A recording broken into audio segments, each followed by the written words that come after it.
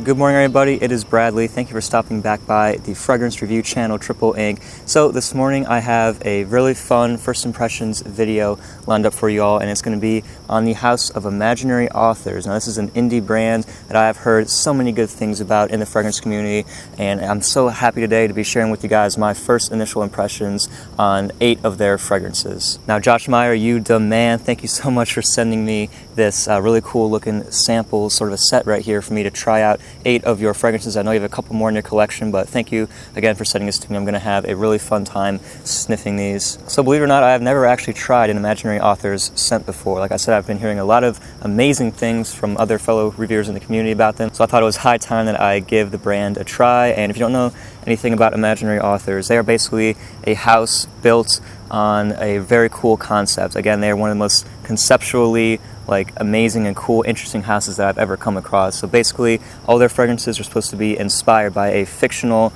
author or a fictional character in a book that is obviously made up. I think that's such a cool concept because, they come with these little test strips right here that give the date of birth and the date of death of this, of each person, and then a little quote or something. I think that's so cool. All these have a couple imaginary notes in each of them as well, and it's just cool. Just adds another layer to the fragrance, and I think it's just so interesting and so unique. Like, no other company is really doing this, and I definitely give Josh Meyer props and the whole brand of Imaginary Authors for trying out this concept because it is so unique and so different, and that's part of why I already like it. So in addition to giving you all my first impressions right now, I will also come back later and let you know how they dry down, so you kind of get both aspects of the opening and the dry down. Now also, I want to showcase the really cool presentation that Imaginary Authors has with pretty much all their fragrances. Now, they're supposed to look like books on a bookshelf if you get the full bottles, which I think is a really cool concept, but even this little sample set has a lot of really nice details I want to showcase for you all. You see the sample sitting in there, very nice. I love the clean labeling and the really cool designs. Their logo with the IA looks really nice as well, and of course they also send you a bunch of these little bookmarks that you can actually use as test strips and spray the scent on. And I think that's really awesome right here. Boom, there they are, and each one of them has a little description and maybe a quote from the fictional character who said them, and they also have the little note breakdown on there with their imaginary notes in there as well. I think that's really cool, and even comes with this cool little postcard, and I don't know, I just really like this presentation. It's completely niche, 100% indie, and it's so different, but that's what makes it awesome. Alright guys, I can't wait any longer. It's time to dive into these Imaginary Authors scents. Cannot wait to get sniffing, so in no particular order, let's just go with this first one right here, Memoirs of a Trespasser. I got the little matching test strip right here, so let's give this one a spray and see what we think. It smells nice. Vanilla in here, definitely. From the notes we have Madagascar vanilla right off the top, Gaiac wood, myrrh, benzoyl resin, ambrette seeds, and oak barrels is that imaginary note. It smells really nice. I do get almost like a dusty oak barrel kind of a scent from this. Very nice. It's somewhat between creamy and dry, if that makes sense, even though, man, the myrrh in here is a little bit resinous. It's starting to come up. It's not overly sweet though, it has a nice creaminess to it, and it does smell kind of old-fashioned, but in like a wearable way, if that makes sense. Yeah, I could really see myself wearing this, to be honest. It smells very nice. For fall, winter, no doubt, I think it will be a great one to look at, and this vanilla note at the top is really piquing my interest. Vanilla, and imagine really old oak barrels that maybe had whiskey in them at one point. Very interesting, very unique. Off to a good start. I'm definitely liking this one. So that was Memoirs of a Trespasser. Let's go next with Slow Explosions. So let's see what this one's going to be all about. So Slow Explosions. Let's see what we get from this one right here. Good spray on there. Oh, there it is. Definitely, I think rose hit me, or some kind of spices. This one's definitely lighter than Memoirs of a Trespasser. Kind of an airy, rosy, spicy, kind of a fresh scent. Notes we have saffron, definitely that saffron for spiciness, rose absolute. I could see a cooling leather in here as well. This also has apple, benzoin, cashmere, and Apora Night Market. I'm not sure if I like this one as much as Memoirs of a Trespasser. Rose I'm not generally too keen on, but this one does smell very nice. The leather actually adds a really nice accent in here. It's like a fresh leather, if you can imagine that. It mixes with the rose very well. The saffron is in here. And I'm not sure what Apora Night Market is supposed to smell like. Very interesting. This one is, I think, a little bit more unisex than maybe Memoirs was. I feel like Memoirs skewed a little bit more maybe masculine. This one could be a little more on the feminine side. So that is Slow Explosions. Definitely an interesting one. Let's continue with their newest release as of this recording. It is a Saint Julep. So like it's supposed to smell like a mint julep from what I've been hearing. A lot of good reviews been on this one in the community as of recently. So let's give St. Julep a try. Good spray right there. I literally smelled that. I didn't even have to bring it close to me. Wow, that's awesome. Wow. You all know I love mint scents. Ooh, wow, this is really, really good, guys. Tangerine right off the top is what I'm getting. We got sweet mint tangerine. It definitely has a sweet minty tangerine-y sort of a scent. Southern magnolia, bourbon, sugar cube, and crushed ice as well. This is delicious. Like, I really want to drink this right now. It's so good. It actually smells like I can smell the sugariness in here almost. It smells very sugary, sweet, tanginess from the tangerine, sweet mint, almost a sparkly crushed ice type of a scent. Crazy. I really want to drink this right now. I mean, wow, man. I don't really have any minty scent that smells quite like this. This is very, very unique. Wow, guys, St. Julep, maybe my favorite so far. I love my fresh scents, and this one is spectacular.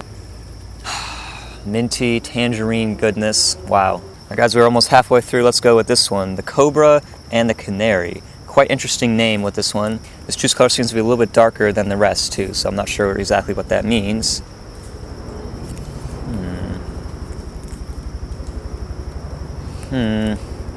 That's interesting. Well, guys, this is quite an interesting one. It has a lot of different notes: lemon, tobacco, flowers, orris root, leather, hay fields, and asphalt. So it seems like a very mix of rugged notes, if you will. And I'm not really sure. It has lemon and has freshness, but it has something somewhat chemical underneath. I'm not sure if that's the right word for it, but it has a certain, like, just smash mouth in your face, very harshness to it, if that makes sense, underneath. Not sure if I really enjoy this one as much as some of the other ones, but it's an interesting scent. It's actually starting to grow on me a little bit. That lemon note is nice up top, and maybe it's the leather that I'm getting as well. We'll have to see how this one dries down. I'm interested to come back to that one and see how it is. All right, let's tackle this top row. Let's go with this one, the Soft Lawn. This is perfect. I think they're playing the U.S. Open of tennis right about now. So I think this is supposed to be inspired by tennis courts and stuff like that. So let's give the Soft Lawn a spray. Yep. Yep. Very green right off the bat. Fuzzy green scent. Not as potent as some of the other ones, too. This one seems to be a little bit on the lighter side, but it smells nice. I think one of the imaginary notes in here is fresh tennis balls and clay courts. Also has linden blossom, laurel and ivy leaves, vetiver, oak moss, so lots of very green notes. You know what? It almost has like a slight little bit of a suntan lotion scent in here to me, too. I could see myself going to Wimbledon or something on those clay courts or grass courts or whatever they have and just watching a nice tennis match. Wow, I'm actually starting to get the tennis ball accord now. I actually have smelled tennis balls fresh out of the can, and it has a little bit of that in there. This one is interesting. I think it would be a beautiful scent for the springtime. Very unique. If you're a tennis player, check this one out. You see how that one dries down. Okay, let's go with this next one. This one is called Every Storm a Serenade. I know this is one of their more popular offerings, and very excited to try this one for the first time. So let me give myself a spray if I can find the sprayer. Okay, Every Storm a Serenade. Wow. I almost didn't smell anything at first, but now it's starting to come up a little bit.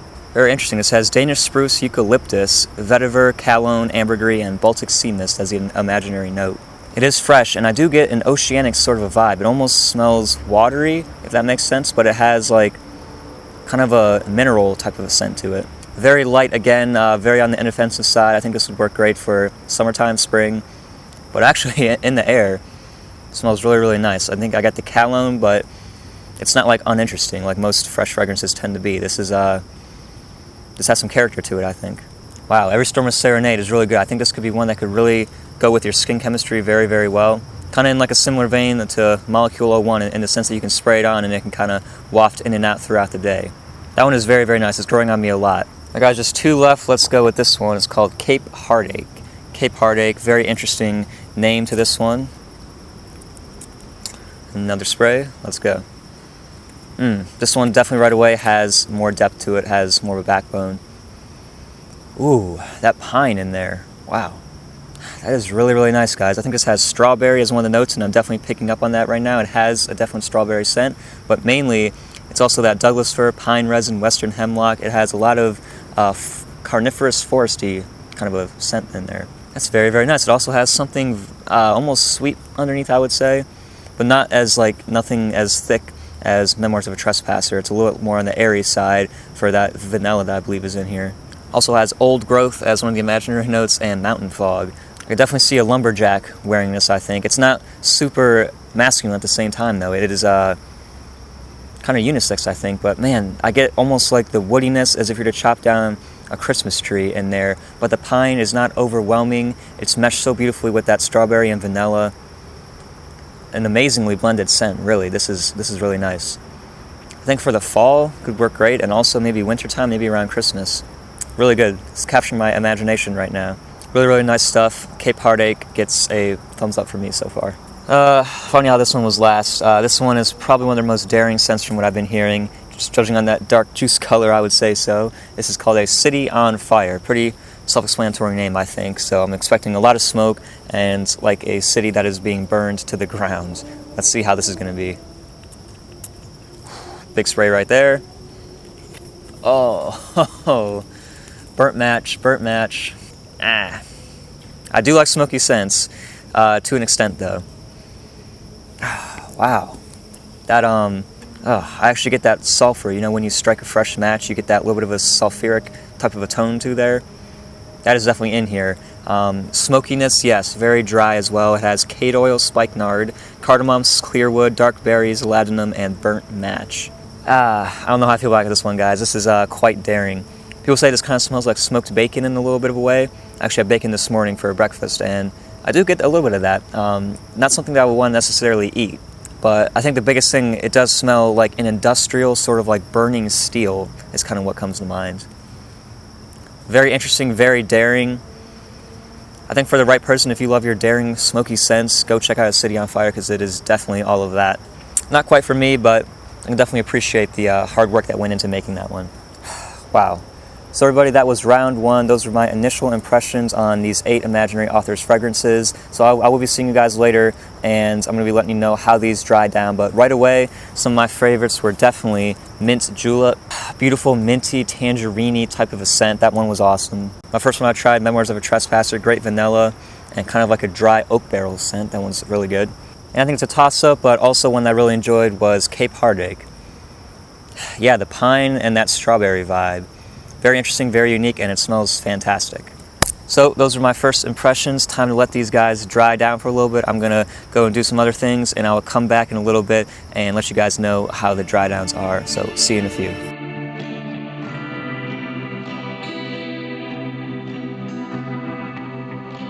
Everybody, welcome back. So now we're in phase 2. These have actually been drying down for several hours now, and I'm ready to give you guys my impressions on how they have sort of dried down and what things have changed or what has stayed the same. So I'm going to kind of go through each one again. Memoirs of a Trespasser, the one I tried first. This one's definitely still fairly strong. It hasn't changed too much, if anything. It's a little bit more dry, maybe the myrrh is coming out. It's still a very nice, creamy, vanilla, sweet, woody scent. Very, very good. Fall, winter, all the way, mainly fall actually, and kind of has a nostalgic vibe to it as well. Very good. I enjoyed this one a lot. Now, St. Julep was next. Hardly smell it at all. That opening was amazing. It's just very faintly there, and this one stayed pretty linear. Really, that tangerine mintiness died away, and I just kind of left with that sweet, almost sort of a slightly minty type of a smell, but really good. I wish this one maybe performed a little bit better because it seemed to die away pretty quickly. But I think for the spring and summer, it's just breathtaking how unique of a julep type scent that this one is. It's really, really good. Definitely enjoyed this one a lot too, just wish it lasted a little bit longer. Okay, Slow Explosions was next. This one stayed almost exactly the same. I'm still getting that leathery rose saffron combination in here. Touch of spiciness, but really it's just a cooling leather with kind of a rose. It's not really as intense, fiery, and spicy as I was envisioning. It's definitely nice, not really my speed. I think it's a little more on the feminine side. But definitely interesting use of rose on saffron. I've never tried it done in this manner before. Next we have Cape Heartache. This one was one of my favorites, guys. That hemlock that was in the opening has died away, and now it's just mainly a vanilla strawberry scent. I wish that the pine was a little bit more prominent, but maybe that's just on skin. Maybe the pine will pop out a little bit more.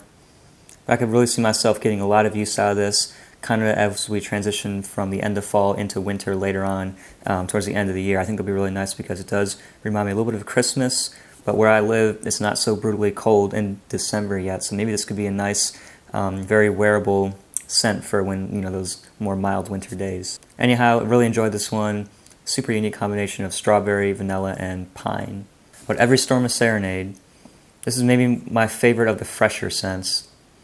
Again, on the lighter side, I can hardly smell it. It has stayed very linear, but it's so nice. It's just a really good sort of take on an aquatic. It doesn't have any sort of fruity notes or any type of things like that, but it has a eucalyptus, so it's a very cooling aquatic scent that just smells very, very nice. And most aquatics skew very, very juvenile a lot of times. This is definitely like a mature aquatic, which I've never smelled any type of scent in that genre before, and this one is really, really good. Take me to Wimbledon with this next one, the Soft Lawn. This is actually funny. This one was one of the weakest when I first sprayed it, but actually now it is one of the strongest. So it seems like this one gets stronger over time. Man, it still smells very interesting. It has that tennis ball vibe, if that makes sense. Slightly like plasticky in that, and sort of like a synthetic greenness, but also it has like ivy and oak moss, and I don't know, guys, it just smells like really, really nice. It smells green and invigorating and uplifting with a unique edge to it, which I really enjoy. If I were to wear this, I would definitely wear this in the springtime. I think was the best season to wear it in. Alright, how about the Cobra and the Canary? Yeah, this one stayed pretty similar as well. I was never the biggest fan of this one. It's a kind of interesting mix of lemon and leather, and it has that like kind of harsh asphalt type of a note in there. It's definitely interesting, but I don't really get any strong emotional sort of sense from this one. Like most of these other ones, I definitely get a picture in my mind. This one I'm just struggling to sort of figure out. I feel like I need a little bit more time with this one, but it definitely is interesting. And the last one, of course, the Beast, the City on Fire. So this one got a lot better, actually. In that opening, that sulfur note that it actually had from the lip match, that was pretty harsh, pretty hard for me to handle, but once that has gone away, it's a very nice smoky scent, actually. Reminds me of something that like Amouage would do or something like that, and I don't know, it smells nice. It has a dark smokiness. They say dark berries are in here, and I'm sort of get a little bit of that in the dry down here. Really nice. I think for fall, winter night outs, if you're looking for a really daring scent, and if you can handle the opening, it could dry down into something really nice. So everybody, that was my little imaginary author's first impressions video. Thank you, Josh, again for sending this to me. You have an amazing lineup. Keep on doing your great work. I'm really excited to see what you put out next. And as always, thank you guys for tuning in and watching. Let me know what your favorite imaginary author's scent is. Tell me about that in the comments section down below. If this is your first time on this channel, be sure to subscribe so you can get more fragrance videos just like this. Be sure to hit that like button on this video as well if you enjoyed it, and drop a comment down below. And as always, I will see you all in the next video. Later.